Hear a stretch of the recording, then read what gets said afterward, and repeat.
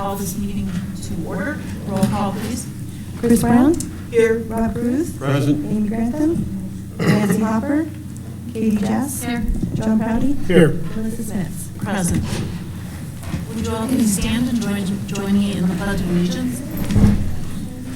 I pledge allegiance to the flag of the United States of America and to the republic for which it stands, one nation under God, indivisible, with liberty and justice for all.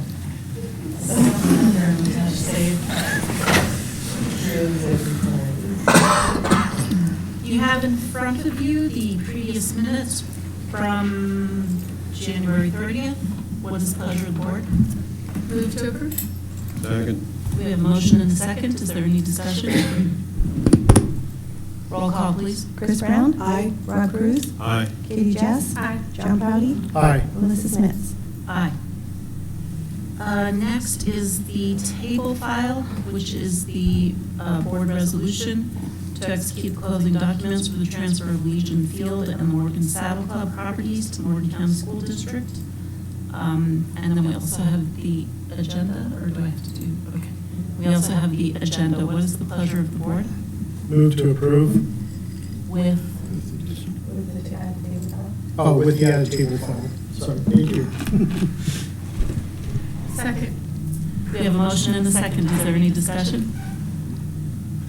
Roll call, please. Chris Brown? Aye. Rob Cruz? Aye. Katie Jess? Aye. John Prouty? Aye. Melissa Smith? Aye. Next, we have a special presentation. We have with us quite a few, or if not all, of our counselors from the district. I love having them here. While they're coming up, I'm going to be reading the proclamation for National School Counselor Week. Whereas school counselors are employed in public and private schools to help students reach their full potential, and whereas school counselors are actively committed to helping students explore their abilities, strengths, interests, and talents as these traits relate to career awareness and development, and whereas school counselors help parents focus on ways to further the educational, personal, and social growth of their children, and whereas school counselors work with teachers and other educators to help students explore their potential and set realistic goals for themselves, and whereas school counselors seek to identify and utilize community resources that can enhance and complement comprehensive school counseling programs and help students become productive members of society, and whereas comprehensive developmental school counseling programs are considered an integral part of the educational process that enables all students to achieve success in school, therefore we proclaim February 6th through the 10th, 2023 as National School Counseling Week. So I think we're going to go through and introduce ourselves. My name is Lisa Conti. I'm the school counselor at Columbine. I have been fortunate enough to be here in this district since 2018. I could ramble on forever about all sorts of things I'm super proud that are happening at Columbine. But I'll just take a moment to say this year I've really pushed to do a lot more small groups, and they've been very well received by parents and students and teachers. So I'm proud of that. Thank you very much. Thank you. I'm Christy Hoffman. I am the school counselor at Sherman Early Childhood Center, and this is my second year there. I've been very proud of how my classroom lessons have been going this year with the students. I've done panel telling, whole body listening, for just a few examples. Hello, I am Audra Unrein. I'm one of the school counselors at the middle school. I've been in the district since 2015. So one thing I'm really excited about and I want to celebrate is 3 counselors at the middle school. That's been huge. It's really allowed us to focus on one grade level of kids and really get to know them. And it's also allowed us to do some groups with kids. So like friendship groups, lunch groups, behavior groups, and girls groups. So I'm just grateful for that. Thank you. And I'm Cassandra Ekstrom. I am also a counselor at the middle school. And I want to piggyback off of Audra. Having 3 counselors at the building has really just changed our world this year. Because having just that one grade level has helped us tremendously. Audra and I worked really well together, splitting that 3rd class, but felt like, man, this year has been so much nicer. Kids weren't falling through the cracks as bad, and we've been able to just meet more needs and do more groups and just really focus on a group of kids and make hopefully a better impact on their lives. So thank you. Sure. And Joey is our 3rd counselor. And he actually has had some health things going on, and he finally got back today, but his mom was flying in tonight, so he wasn't able to make it. But he has really started working with the 6th graders and taken on a whole group of boys that, goodness, I don't know what we would do without him. Because, goodness, last week when he was out, the office was full of boys with, I couldn't even tell you all the behaviors, but he's tried to take them all under his wing and do a lot of them, so we're thankful for him. Hi, my name is Zoe Soares. I am the school counselor at Lincoln High School. This is my 2nd year, so I started in 2021. Something that I'm really proud of is our post-secondary planning that I've been doing with the seniors this year. We currently have 3 graduates. One is going to be going to UNC in the fall of 2023 to pursue a BS in nursing. I have another one that just graduated this fall that started classes at MCC this spring for media design. His goal is to be a graphic designer. Another one got her CNA through her job at Ebenezer. She's now 8 months pregnant. But after the baby comes, she plans on doing a 10-month program to get her LPN, which will all be covered through her current job. And then I have a student graduating this week. He literally has one more assignment to complete and he will graduate, and then he plans on going straight into the Navy right after that. So I just wanted to celebrate those graduates. Thank you. I'm Kelly Ballinger. I am the counselor at Green Acres. This is my 5th year in the district. Like I said, I started the same year. I guess one of the things that I'm proud of is in the last 2 years getting to be at the same building all the time. Out of 297 kids, I probably have 90% of the names memorized, which is good in building those connections and letting those kids, if I can call them by name instead of a hey you or something, down the hallway. It just helps build those connections and make them even stronger, which is one of our roles as a school counselor, just to know that they're not more than just a face that walks through our building. So hopefully by May I have the other 10%, and we'll start again next year with a group of 1st graders, but thanks.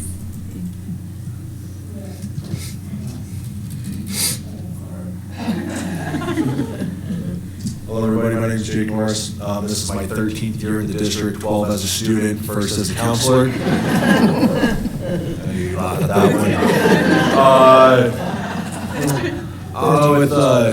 With being the 9th grade counselor, there's always positive things like that. Really trying to teach students the importance of mental health, how it's not something that is necessarily long-term, it changes day to day, and then also trying to reinvigorate the idea of the Fort Morgan High School brand for our students. Want to see some more representation, so working on that right now. So Jake, I knew you were here as a student. I actually knew you when you were, a small boy. I remember that. Yeah. I don't. I'm Teresa Reeves. I'm one of the other counselors at the high school, 1 of 3. I work with the sophomores, juniors, and seniors in the first part of development. And I'm Amy Crowdy, also sophomore, junior, senior. We split those 3 grade levels. Yeah. So our celebration, we are in classrooms with our our health classes. So it covers sophomores, juniors, and seniors who haven't taken the health classes yet. And we are spending 2 weeks with them, 6 class periods or 6 days, 6 of their class periods, working with and presenting a curriculum for teen mental health first aid. So our celebration is that all of the students that we get to see in those classes walk out with a skill set of hoping to help their friends connect to a trusted adult, somebody that if they're struggling with their mental health, they at least have some tools that they can help their friends find an appropriate adult or an appropriate person that they can talk with to help them through that. And I'm Matthew McLean. I've been in the district since 2005. The old man of the crew. And I'm at Baker Elementary. This is my second year there after spending time at high school for 6 years and then Baker 10 years when it was previously Baker Central. This week with National School Counselor Week, a lot of other professions, when they spend time appreciating that type of thing, we like that, but really what our week is about is really sharing about the work that we do and how kids are different because of the work that we do. And so as you heard some of the celebrations, I guess mine would really be keeping track of some data when doing some small group with kids and just seeing growth from them from the beginning to the end. So in your packet, there's just some fact sheets in there. I'm not going to read through all of those because that would be pretty boring. Oh, I'm sorry, yes. Darren McRabbits is at Pioneer. This is his first year. He's doing alternative licensure, and he wasn't able to be here tonight.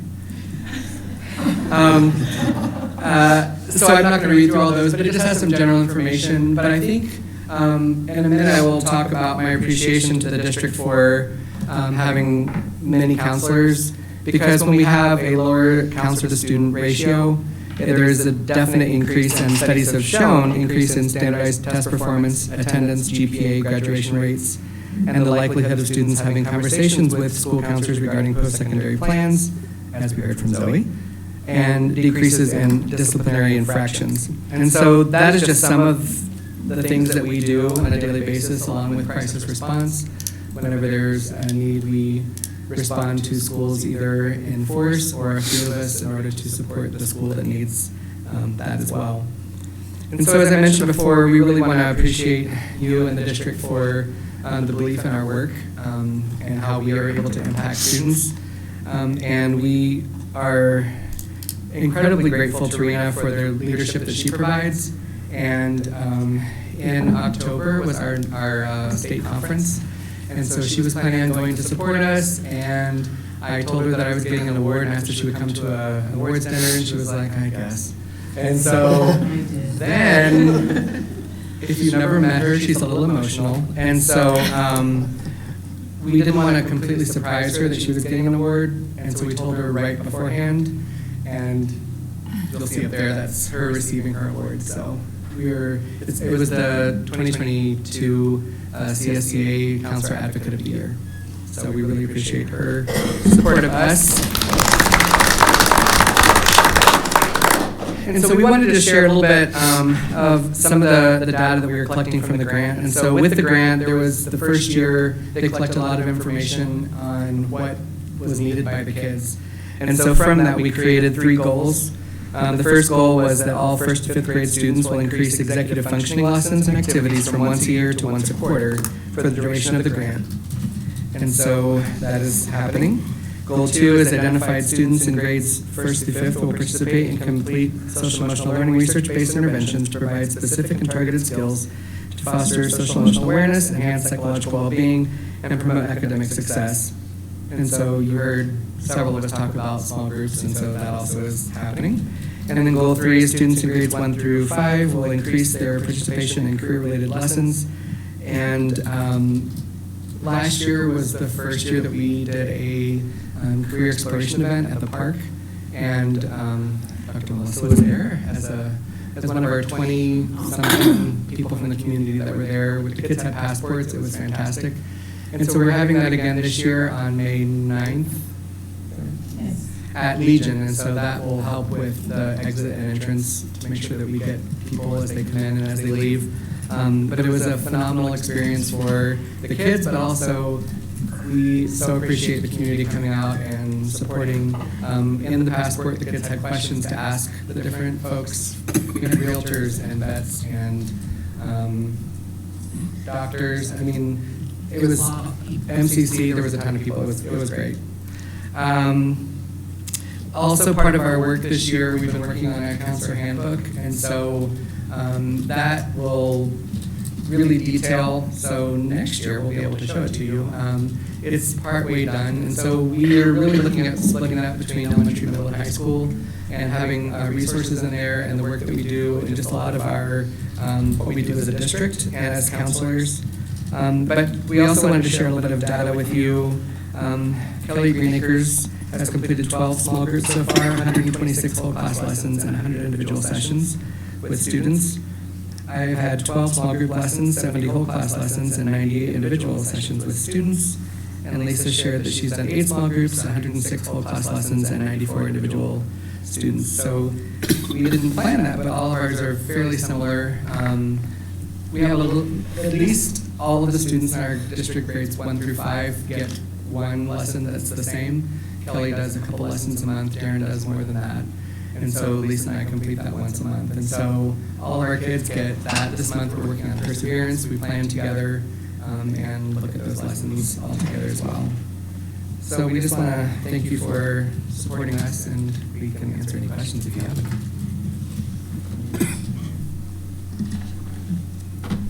How do you take care of yourselves?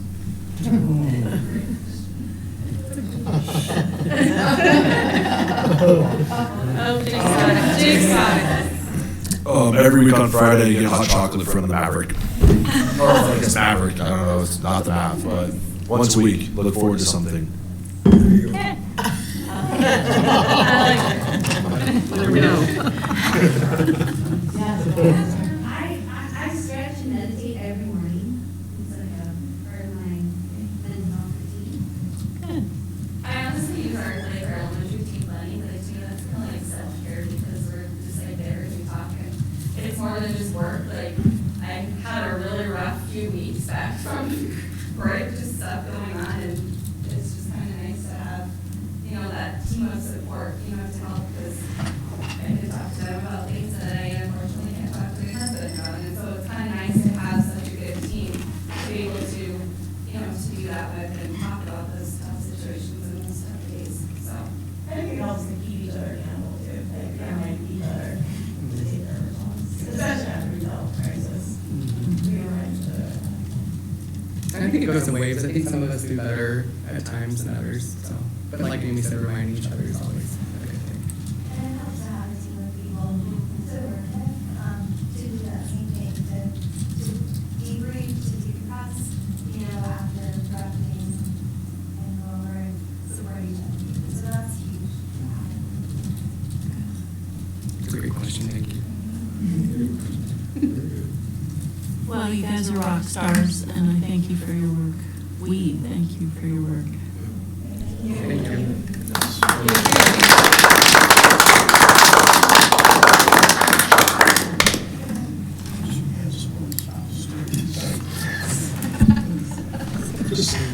All right, next up is public comments. Anybody out there want to say anything? They are all leaving, which is good for them. Self-care. Yeah, that's right.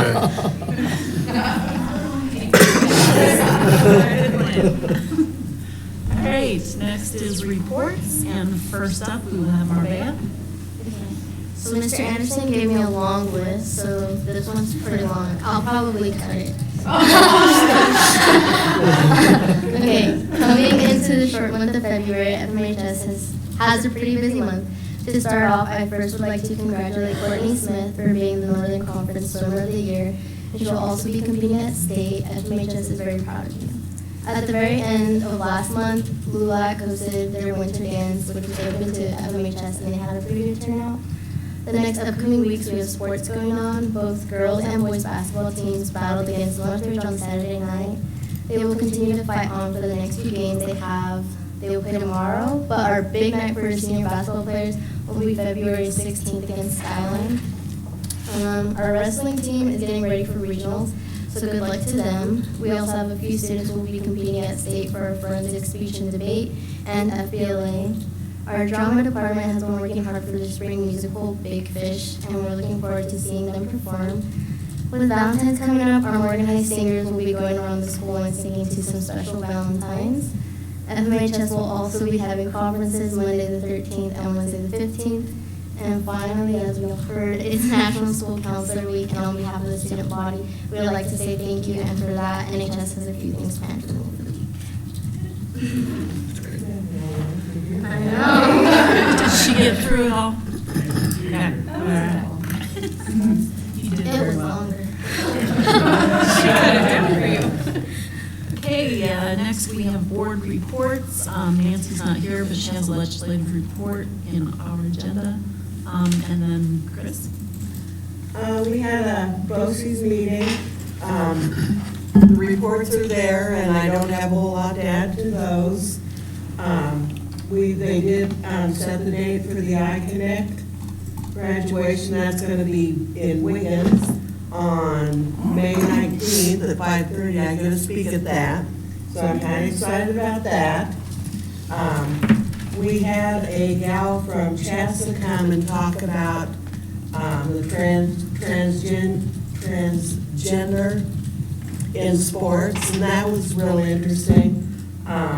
They've got a code that's been in place since 2007, and the gal said that it was one of the most liberal codes in the United States. So that was really interesting, and if anyone wants to go on the CHASA website and look at all of that, you just go under CHASA info and the equity page, and they've got a big thing. But mostly CHASA just wants kids to participate in sports, 100% participation.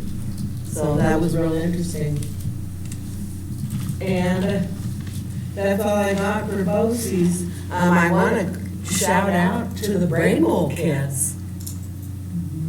The middle school, 5th and 6th graders took first and second place. And Green Acres took first place in the 3rd and 4th grade. I got to read for that, and that was a riot. I loved it. Loved it. And that's all I've got. Okay, thank you, Chris. Next up, we have the superintendent report. Mr. Sanders. Great, thank you. I have first thing on here is our work session at our next meeting. I think it's March 6th, I believe is our next meeting. I'd like to see if we can have a work session then to go over my goals for the rest of the year, maybe talk about some, my goals for the year going forward, and then goals for the school district to get through the rest of the school year. And then I'd like to meet again sometime in this summer in a retreat to look at additional goals for the following school year for the district. So hopefully we can do that at 5:30 at our next, on March 6th. If that works out for people, we'll figure that all out as we go. It's not snowing. As long as it's not snowing. And the other thing I wanted to mention on that with mine, I just want you to know how much I appreciated the feedback that I've received on my evaluation. I have really enjoyed the process. It's been good, informative, and I think it's a really good basis for building something that is long-term, something that's sustainable, and I think it's a good process, so thank you. The calendar, I just want to kind of tell you, you have a calendar in front of you tonight for approval or not. I just want to let you know kind of the process we use to get to that. When I started looking at converting to a 4-day week, we could have gone top down and just said, well, this is how the districts around us do it, and spent some time just handing out calendars saying, here's what we want. But we chose to go a different direction. We put together a committee of over close to 50 people. We wanted representation from every building, being from the administrative, classified and certified. We also went to transportation, food service, maintenance. Who else did I miss there? And we also brought in 2 separate members of the union. And so that made up 50 plus of us in the room. And in the first week we spent, the first time we met, we just spent time talking about calendars in and of themselves, and then we really wanted to decide what was going to be the day. Was it Monday or Friday? And through that process, we had a lot of conversation. It took us close to an hour and a half to come to a decision that after a lot of input, it came down to Monday for various reasons. I think we had it on the board here for a while, but I think it's gone. A lot of different positives of both, but it just came that Monday rose to the top to be the day that we recommend to move forward with having that off day. And then the next meeting was spent a lot of just talking about what goes into building a calendar. Would you build a calendar? And then the last question was, much to the chagrin of those behind me, were saying, I said, we got one more question to answer, and that's times of contract. And so me thinking it would take a 10-minute conversation ended up being about a 30-minute conversation. And we ended up sending out a survey to staff to talk about two different start times, which was 7:15 to 4:15, or 7:30 to 4:30 for contract time. And through that survey, we discovered 60% of staff preferred a 7:15 to 4:15. And I didn't even open it up until that meeting that night and showed everybody that night exactly what it was. So it was 60-40 in favor of 7:15 to 4:15. So then we spent the rest of the time just saying, okay, so how are we going to build this calendar? Well, they're already broken into 6 different groups, and we gave them a couple of mandatory things. You had to have 163 student or teacher contract days that equated to 1385.5 hours of contract time. And then we said you have to have 151 student contact days, which equates to 1,032.5. It's the same that we have this year. And then we said, and you have to put 2 professional development days in the front, and spring break has to be here because we need to match up with MCC. And then nobody from the district office sat on any of the groups. It was 6 different groups made up of people from different places. They didn't get to sit in their own school group, or they had to talk to each other and figure things out. And so each group created their own calendar. So they came up with 6 calendars. We posted them on the wall. They each got, it was supposed to be 60 seconds, but it ended up being 4 or 5 minutes each to give an elevator speech as to why their calendar should be the one that we present to the school board for approval. Once they did that, we gave them dots that were weighted, a 5 or a 1. So you got 2 dots, one with a 1, one with a 5. And you got to go put a dot on your favorite calendar, your favorite 2. The one you liked the most had the 5 on it. The one you liked the second had a 1 on it. So then that gave us a point value. Well, we discovered with that process we were only going to have 2 to send out to staff to vote on. We found out that we had 3. So 2 tied and 1 rose to the top.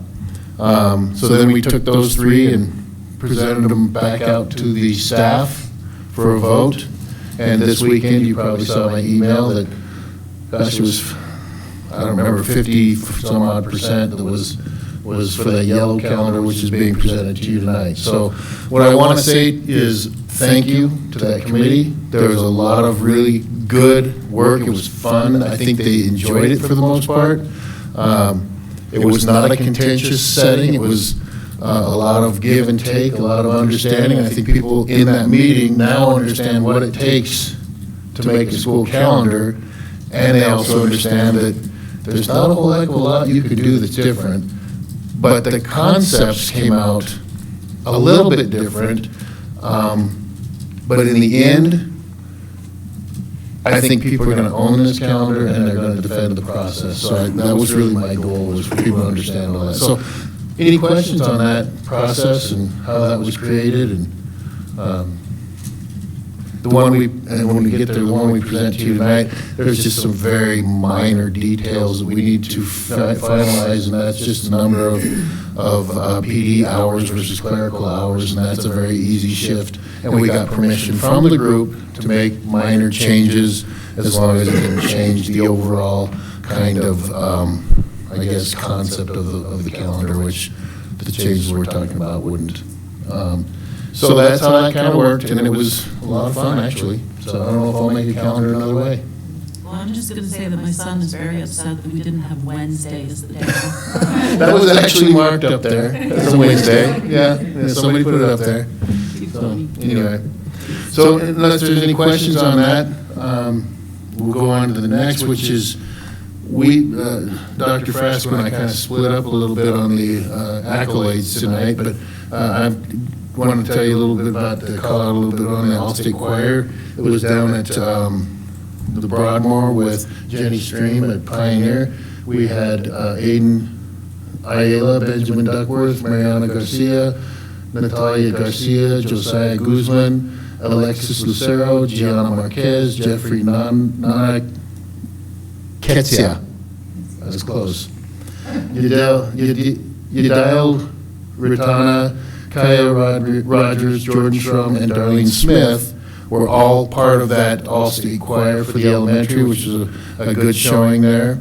The Fort Morgan FBLA, you can see many of them where they placed. We got Aislinn Daly in political science, Leah Frasco in intro to business, Caleb Fonseca in cybersecurity, boy, we could have used him. Computer solving, problem solving as well. Antoine Hubble Bradshaw in computer problem solving. Gosh, we could have just looked right here.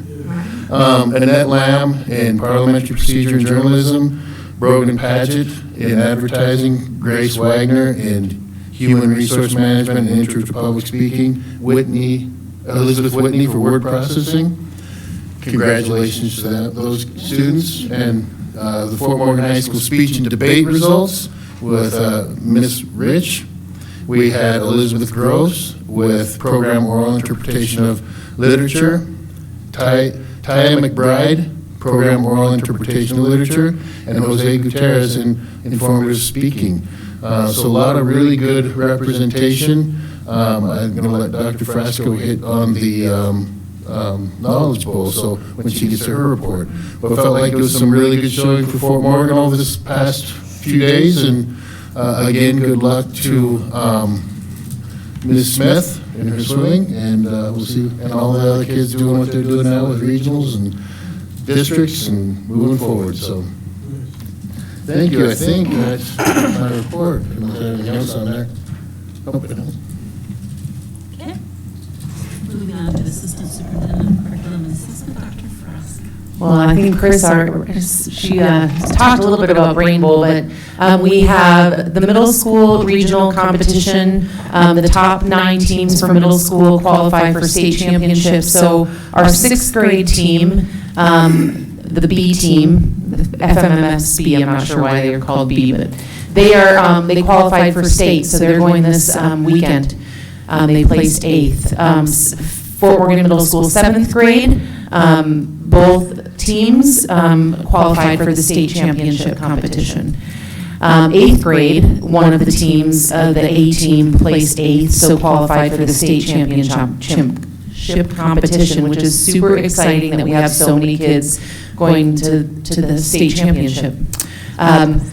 And thanks to Cindy Bruntz, who's really worked really hard to get transportation and stuff turned around really quickly to make sure that it happens for them. In the local Optimist Brain Bowl, in 3rd and 4th grade, Green Acres took 1st, Baker took 5th, Pioneer took 6th, and Columbine had 2 teams. They placed 7th and 8th. And as for the 5th and 6th grade, middle school took both 1st and 2nd. Columbine took 4th, Green Acres took 6th.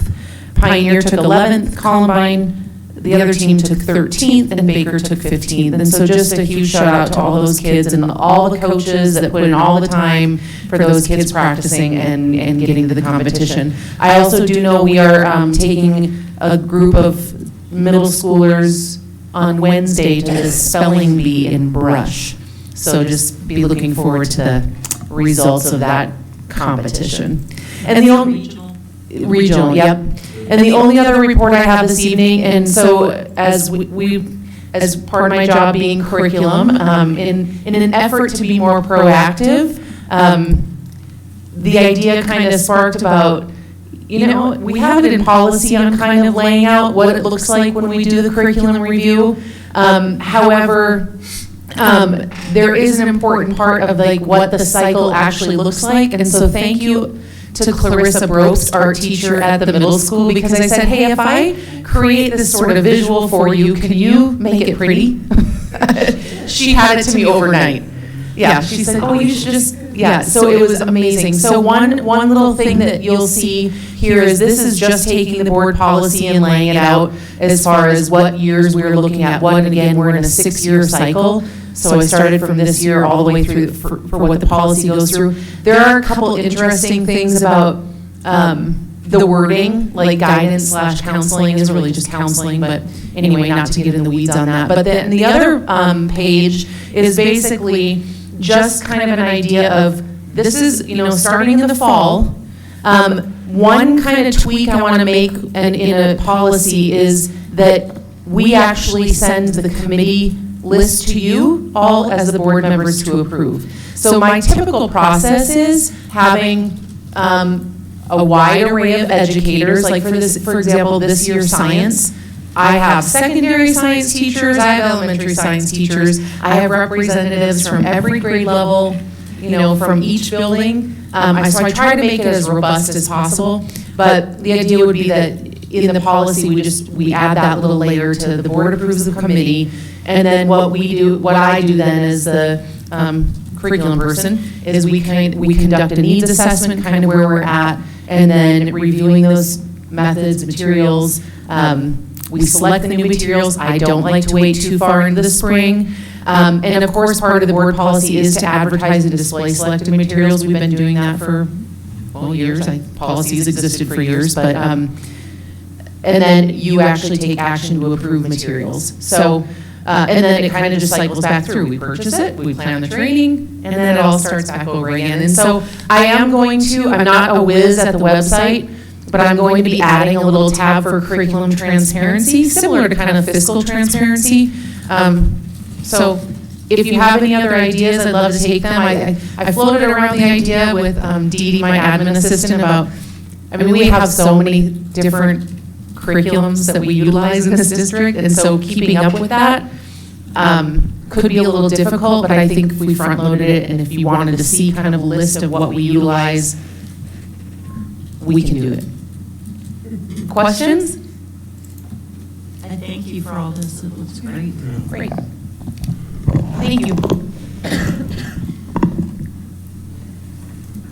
Okay, moving on to Chief Financial Officer, Ms. Miller. Good evening.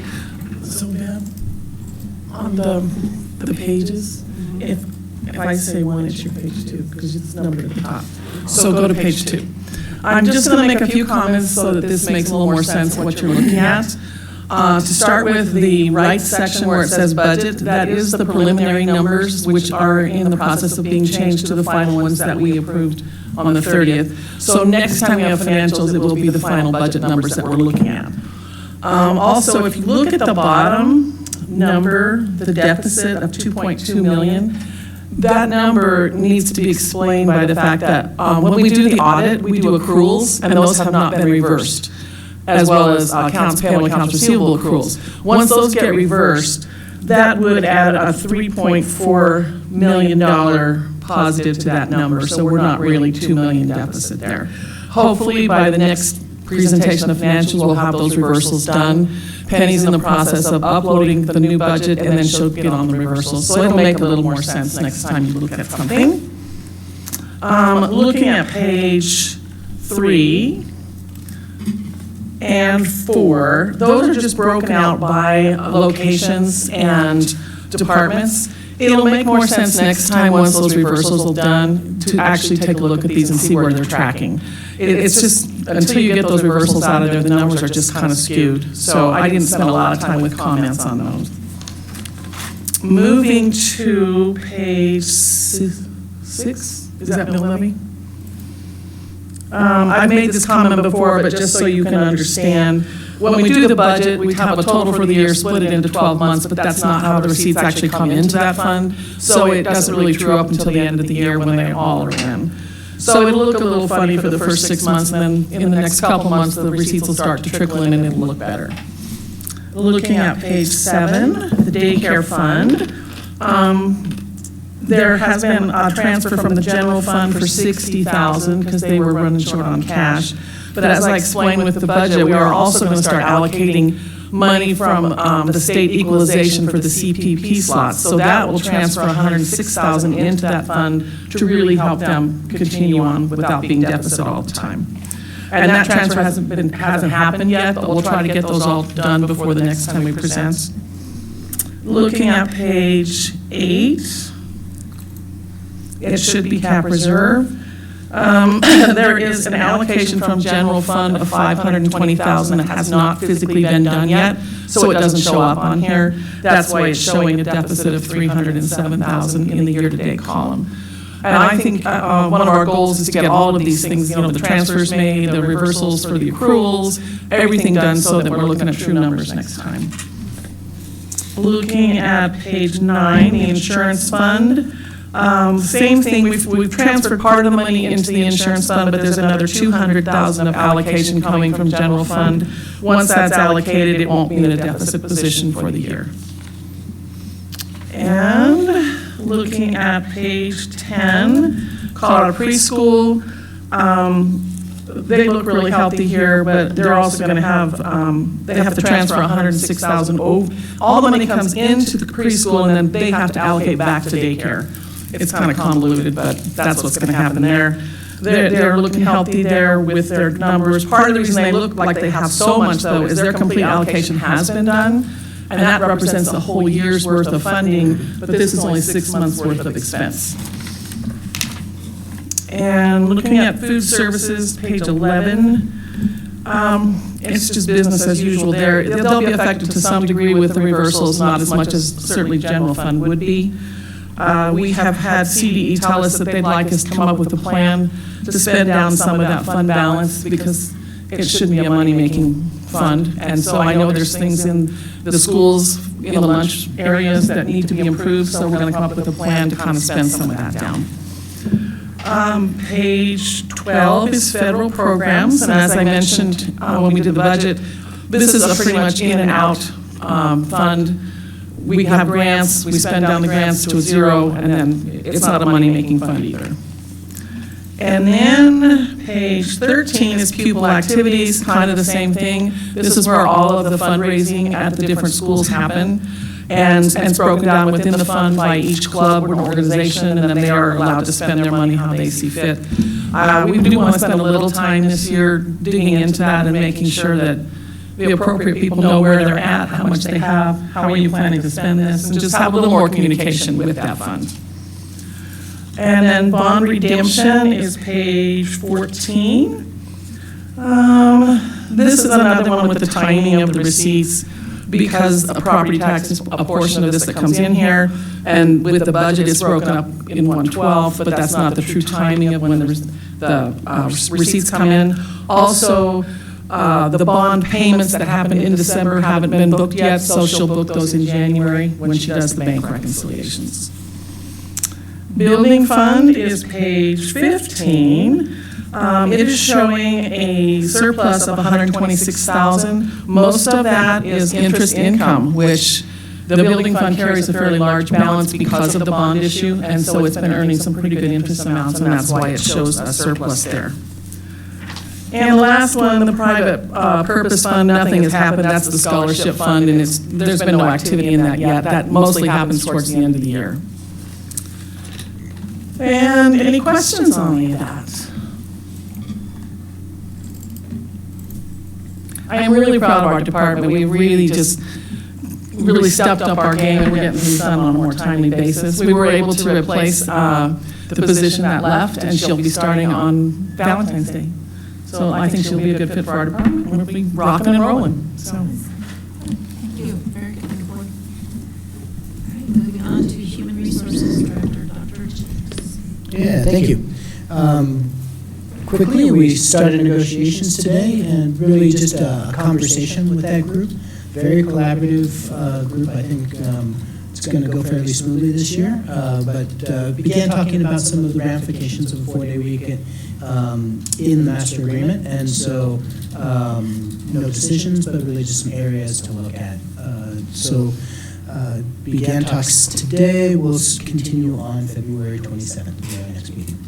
And job fairs are coming up. The two big ones in the state this year are March 4th. CASE has gone back to sponsoring one that is hopefully going to be one that pulls in folks from out of state. That's the goal. So they're holding it on a Saturday and really advertising broadly.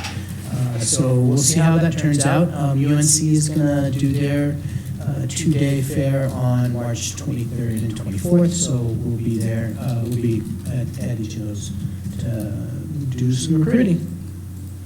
So, thank you.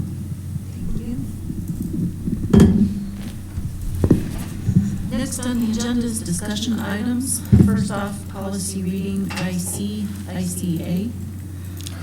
This one has to do with the instructional time, school calendar, which we'll be voting on tonight. But if you look at the policy the way it's in our book, this policy has gone through several iterations over the last probably 4 years. 2017 or 2018 was when it was correct. And what has happened is there's been some things around synchronous versus asynchronous learning that had to go into this policy in order for us to count it during the pandemic. And so what schools raced to do was to adopt that policy so that they could get funding. But what they didn't do is didn't look down to see what counted as active and engaged learning. And CASB's policy reverted back to not counting passing periods or recess. And in order to count those, you have to have a policy that says you do count those as instructional time. And we did have that prior to the pandemic, but because of all these iterations, that got overlooked. And so now if we don't change that, that would mean that we would have to add 11 more student contact days to this existing calendar. It's amazing what 30 minutes a day would do for you. But what I'm proposing is that we take the specifics down there that says specifically, did you move that, Bev? Yeah. Okay, so that it did say, it said actively engage in the educational process, it has said does not include. There's a recess time down there and a passing period between classes. Those two things right there we would have to take and put back up into, at least we take the passing period up into what is considered counted towards student contact hours. And if we don't, then that just means we do have to go back and add more days to the calendar. So, same thing with recess. We probably, in your past policy, it just didn't even mention recess in either portion. So, but passing period between classes, if it's not there and they do an audit, we'd be short 11. Well, we'd be short a few days, 4 or 5 days on our calendar for funding purposes, and that would include the last since 2017. So probably need to bring that policy up to date. So questions, I guess? Okay, moving on to discussion item B, the 2023-2024 school calendar. This is the one that was the most popular according to the survey. Yes, as you can see, I already walked you through the process, and this is kind of the result of it. And right now, the things that we need to work out is there's about a 4-hour difference on PD time that we need. We're converting things to hours. It just seems to be much easier than days. And so as we notice there's about a 4-hour difference in PD time that we need to add, and there's a little bit more clerical time that we need to subtract. But like I said, we need to make, those are small adjustments that we can make inside this calendar without any change to the student contact day. We do know that parent-teacher conferences are kind of a floating thing, and they would be during a certain 3-week period where principals would decide on a Monday that we would switch out one of our contact days for contract days with teachers for the parent-teacher conference. And I don't believe, do you remember there was not like a comp day built into these, because we were doing those, we were changing those out to do parent-teacher conferences in a little different way. And we even talked about potentially doing from like noon to 7 so we can catch our shift workers. Just different ideas. And then, but we left it floating because we don't want everybody to have their conferences all on the same day, because we don't have enough translators. And so we want to be sure we work on that. But again, they're in there, it's just you don't see them right now, because it would be very confusing if you saw one day was listed, or if you put 3 days, people would think we'd have 3 straight days of conferences, but they're there. So, but it does meet the other requirements that we put forward, and that's where we're at. So unless you have any questions about that. Okay, moving along to discussion item C, Fort Morgan High School registration guide for 2023-2024 school year. Mr. Anderson.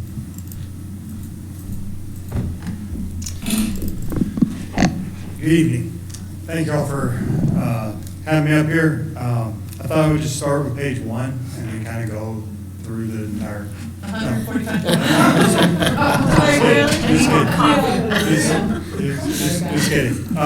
So this is the registration guide. Every year this gets presented towards the board, and these have all the different changes we have at the high school as far as classes that we offer, either additions, subtractions. This is a process that begins in October.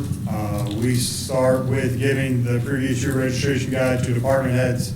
They go back, meet with their departments, discuss what's working, what's not working, what classes should we look at adding, what are some name changes as far as CTE and new trends are going in that department. Then we follow up November, December. We meet with department heads as admin and counselors, kind of go over their changes or ideas, kind of iron out all the details.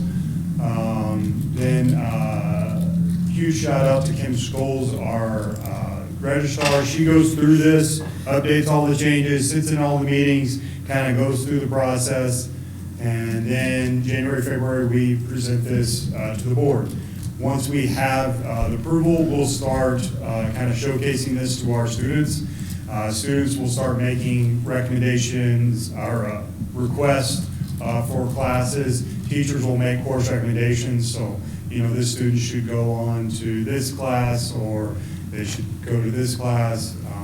And then we'll take all that information in April and beginning of May, we'll compile it for our master schedule. I will say this is a working document. There are some things that might have to be tweaked that, you know, come, you know, July, if we're unable to fill a position or we have a new program that we want to bring forward, then I would bring that back to y'all. So that's kind of, in a nutshell, a quick rundown of our process. You have before you the entire registration guide, all 145 pages, but I also believe there's a 3-page summary of changes, and I'm here happy to answer any questions that you might have. I did have a general question. Okay. And that's because I saw that, like, the fees, some are going up, some are going down, some are removed. How do fees work? How do you figure them? So there are some, great question.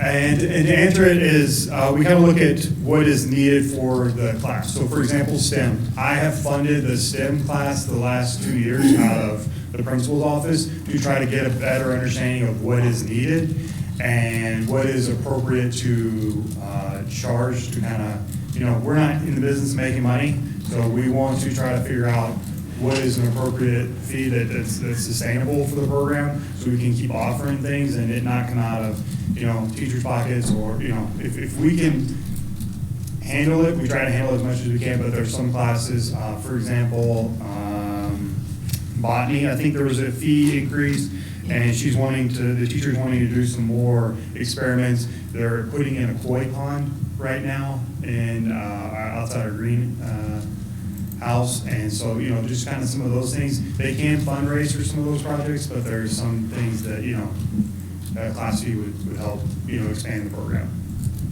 And we do try to take some fees away. For example, PE had a fee for a long time, and, you know, we felt like it wasn't necessary, so we took it away. I'll be honest, I recognize our student population and try to make sure that we're not just feeding people to death just to feed them, but let's be cognizant of our families. That's great, thank you for your input. Is that sealed by literacy, is that new? Ooh, that has been, Not brand new. it's been around for what, Since our dual language, right? 4 years ago? I'm trying to. 3 or 4? It's kind of. Yeah, we had to fill out a. Yep, so you have, state. yep, and we, I'm trying to think how Shelley's here. We worked on it for a couple of years. It is definitely there. I think it's gonna be more trendy as our dual immersion kids start coming up. But yes, it's open to our students. They have to, there's 3 different pathways they can meet it. Yeah, it's pretty nice, cool, I like that. I think we had 2 kids. I should remember. I think we've had a couple kids get it over the last couple years. Nice. Any other questions? Do we call that 3-page shorter thing the Clint notes? Thanks, Kim. I would be happy to go through it page by page. Kim did a really good job. This is a document she went through with a fine-tooth comb and really cleaned up some stuff and asked some really good questions about things. And it's like, that's a great question. I don't know why, it just, but. We'll tell her thank you for the We'll do 3 that. pages. Thank y'all. Thanks, Clint. Clint's notes. Clint's, yeah. We'll add that next year. That's just the title of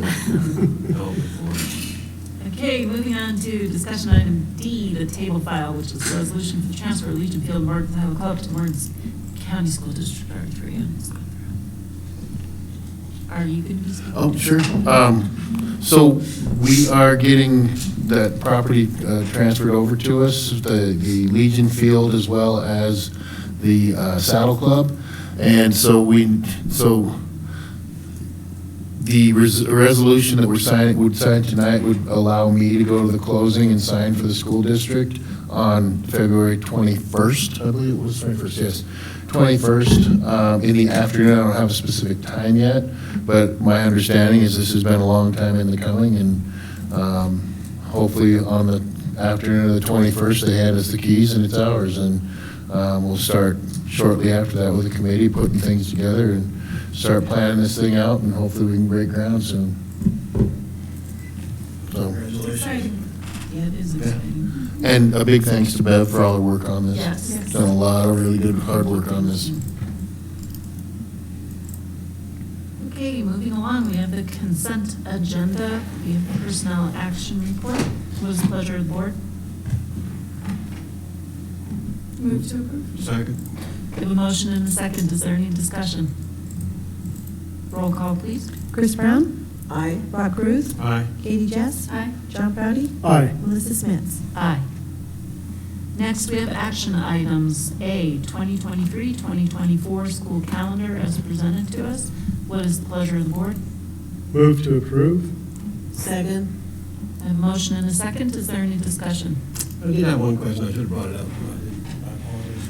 What was the discussion on the length of the school day? Was there any concerns that it was too long, it was too much for the kids? No, not really. I mean, there was some that was put into the room, but then there were others who'd been in a 4-day week that said, you know what, the first month can be a little hard, but after that it's not, and they start rocking and rolling, were the words that were used. But after that, we really said, okay, so elementary, what time do you want to start school? And you guys can go maybe 15 minutes less as long as you have the same amount of time that we had this year. And that's kind of how it played out. And I think the bigger conversation has been how long the teacher contract day is. But that is something that, when we talked about it, I was very clear that, this is what we worked this year. This is how many hours we worked. And having read the comments, having spoken to people, having been to the community meetings, even though there weren't a ton of people, one of the concerns is, are they going to work less for more? And so That was the case on the contract side, and so we wanted to make sure that we were equivalent, the same. And then the other question was from both staff as well as community, are the students going to lose seat time? And so we were very cognizant, was my thing, was that we weren't going to lose either one of those. Well, and I So- felt the same, I just didn't know if it was going to mean additional days or. Yeah, we had a choice. Okay. Yeah, there was a choice. Longer. Yeah, so it came down to if we wanted to go longer into June, great, we could do that for a shorter day, or we could go shorter in May if we wanted a longer day, but we truly made this a grassroots kind of, here's what I think should happen. Actually, I lost on something, but on staggered starts, but I was like, we'll come back to that another time. But truly, I felt like we came out of there with a good understanding of what it takes, and there was a lot of compromise, and that's what they came up with. I was surprised we actually went past, was it Labor Day, Memorial Day? Which one's the last one? Memorial Day. I was surprised we went past with kids and staff, and so that kind of shocked me a little bit, but that was okay. On this one we didn't, did we? Oh, no, we did, 3 days, 4 days, yeah. Okay, is there any more discussion? Roll call, please. Chris Brown? Aye. Rob Cruz? Aye. Katie Jess? Aye. John Proudy? Aye. Melissa Smits? Aye. Next, action item C is that table file for the resolution for the transfer of Legion Field Morgan Saddle Club to the district. What is the pleasure of the board? The Clint knows. Oh, yeah, sorry, Glenn. So, action item B, Fort Morgan High School registration guide for the 2023-2024 school year. What is the pleasure of the board? Move to approve. Second, we have a motion and a second. And motion and a second. I'll take a second. I think Katie beat you to the second. I should be you. Oh, dang it. Is there any discussion? Roll call, please. Chris Brown? Aye. Rob Cruz? Aye. Katie Jess? Aye. John Proudy? Aye. Melissa Smits? Aye. Okay, next, action item C in order. Table file resolution for the transfer of Legion Field Morgan. I guess because I just really want to get this done Well, I move to the district. I'll second that. Motion and a second. Is there any discussion? Get her done. Roll call, please. I didn't catch who was, were you the first? Rob was, and I was the second. Okay, thank you. We're just trying to get it done. Adamantly. Get her done. Roll call, please. Chris Brown? Aye. Rob Cruz? Aye. Katie Jess? Aye. John Proudy? Aye. Melissa Smits? Aye. Done. Right. Next, we have newsletters. We have Sherman, Baker, Columbine, Green Acres, and Pioneer newsletters. Advanced planning. There's no school on February 17th and 20th of 2023. District is closed in honor of President's Day on February 20th. Our March board meetings are March 6th and 20th. Spring break is between that on March 13th through the 17th of 2023. If there is no more business to come before this board, we are adjourned at 8:03 p.m. Nice. And a good time was had by all. Yes. Actually, that was a decent-